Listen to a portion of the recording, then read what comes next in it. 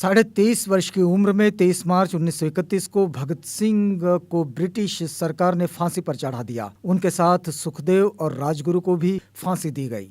EV Periyar, Ramaswamy Naikar और doctor Ambedkar ने अपने अपने समाचार पत्रों में इस फांसी पर अपनी राय रखी। भगत सिंह की फांसी के छठे दिन 29 मार्च 1931 को पेरियार ने अपने समाचार पत्र कुदी अरासू में इस विषय पर भगत सिंह शीर्षक से संपादकीय लेख लिखा। डॉक्टर अम्बेडकर ने अपने अखबार जनता में 13 अप्रैल 1931 को इन 3 युवाओं की शहादत पर 3 बलिदान शीर्षक से संपादकीय लेख लिखा। पेरियार की पत्रिका तमिल भाषा में निकलती थी, जबकि जनता डॉक्टर अम्बेडकर के संपादन में निकलने वाला एक मराठी पाक्षिक पत्र था।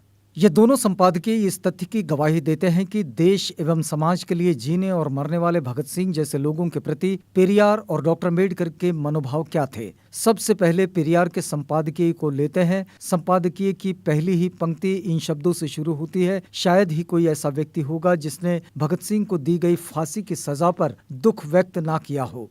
नहीं ऐसा कोई व्यक्ति होगा जिसने उन्हें फांसी के तख्ते पर पहुंचाने के लिए सरकार की निंदा न की हो। अपना दुख प्रकट करने के बाद पेरियार भगत सिंह की फांसी के संदर्भ में गांधी और ब्रिटिश शासन के बीच खुले और गुप्त संवाद की चर्चा करते हुए इस पूरे संदर्भ में भारतीय जनता की प्रतिक्रिया का जिक्र करते हैं और बताते हैं कि कैसे जनता का एक हिस्सा इस फांसी के लिए गांधी को भी जिम्मेदार मानते हुए उनके खिलाफ नारे लगा रहा था। फिर वे भगत सिंह के व्यक्तित्व की महानता और अपने उद्देश्यों के प्रति उनके समर्पण की प्रशंसा करते हुए लिखते हैं कि हम दावे के साथ कह सकते हैं कि वे ईमानदार शख्सियत थे। हम जोर देकर पूरे विश्वास के साथ कहना चाहेंगे कि भारत को भगत सिंह के आदर्शों की ही आवश्यकता है। जहाँ तक हम जानते हैं कि वह समधर्म यानी कि बहुआयामी समानता और साम्यवाद के आदर्श में विश्वास रखते थे। यह आलेख सिद्धार्थ रामू का है और हम आगे आपको बताएं कि सिद्धार्थ रामू लिखते हैं कि इसके बाद पेरियार भगत सिंह का एक चर्चित उद्धरण प्रस्तुत करते हैं, जिसके माध्यम से वे बताते हैं कि भगत सिंह का आदर्श सबके लिए समता और साम्यवाद के आदर्श की स्थापना था। वे भगत सिंह को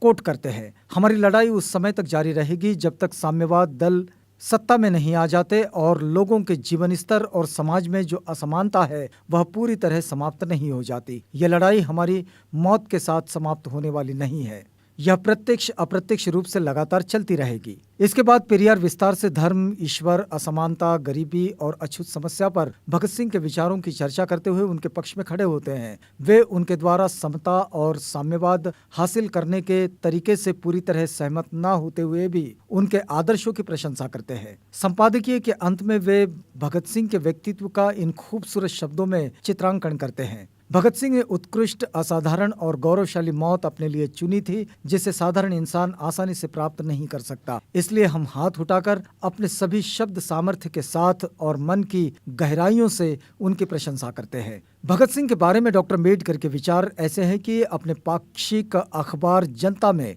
13 अप्रैल 1931 को लिखे संपादकीय में डॉक्टर अम्बेडकर भगत सिंह, राजगुरु और सुखदेव की फांसी को बलिदान के रूप में रेखांकित करते हैं और अपने संपादकीय को 3 बलिदान शीर्षक देते हैं। पूरी संपादकीय का निष्कर्ष ये है कि ये तीनों व्यक्तित्व ब्रिटेन की आंतरिक राजनीति के शिकार बने। इसी कारण से वे कहते हैं कि यह न्याय नहीं था बल्कि अन्याय हुआ।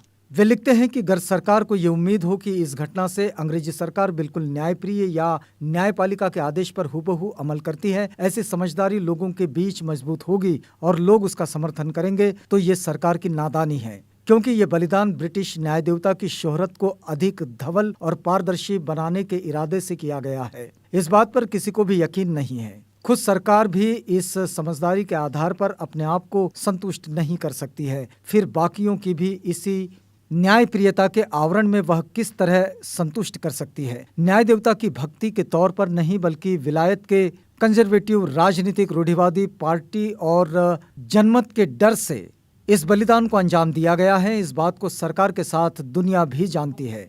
अपनी इस पोस्ट में सिद्धार्थ रामू आगे लिखते हैं कि संपादकीय की शुरुआत में डॉक्टर अम्बेडकर उन आरोपों का जिक्र करते हैं जिनके तहत इन 3 लोगों को फांसी दी गई। फिर वे इन तीनों की बहादुरी की चर्चा करते हुए कहते हैं, फांसी की जगह गोली से उड़ा देने की भगत सिंह की अंतिम इच्छा भी पूरी नहीं की गई। वे लिखते हैं, हमारी जान बख्श दे। ऐसी दया की अपील इन तीनों में से किसी ने भी नहीं की थी। हाँ, फांसी की सूली पर चढ़ने के बजाय हमें गोलियों से उड़ा दिया जाए, ऐसी इच्छा भगत सिंह ने प्रकट की थी। ऐसी खबरें अवश्य आई है। मगर उनकी इस आखिरी इच्छा का भी सम्मान नहीं किया गया। इस संपादकीय में विस्तार से डॉक्टर अम्बेडकर भगत सिंह की फांसी के संदर्भ में भारत और ब्रिटेन में हुई खुली और गुप्त राजनीति की चर्चा करते हैं और इसमें गांधी और उस समय के वाइसराय लॉर्ड इरविन की भूमिकाओं पर भी बात करते हैं। डॉक्टर अम्बेडकर की राय में गांधी और इरविन भगत सिंह की फांसी को आजीवन कारावास में बदलने के हिमायती थे।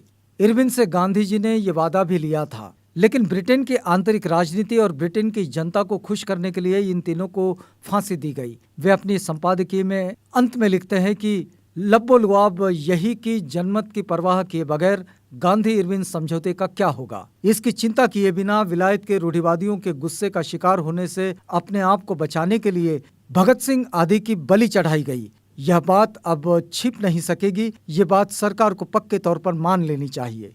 पेरियार ईवी रामास्वामी नायकर और डॉक्टर अम्बेडकर के भगत सिंह की फांसी पर संपादकीय उनकी गहरी संवेदनशीलता और व्यापक मनुष्यता को समेटने वाली वैचारिकता का उत्कृष्ट नमूना है। ये आलेख सिद्धार्थ रामू का है, जो हमने उनकी फेसबुक वॉल से साभार प्राप्त किया है।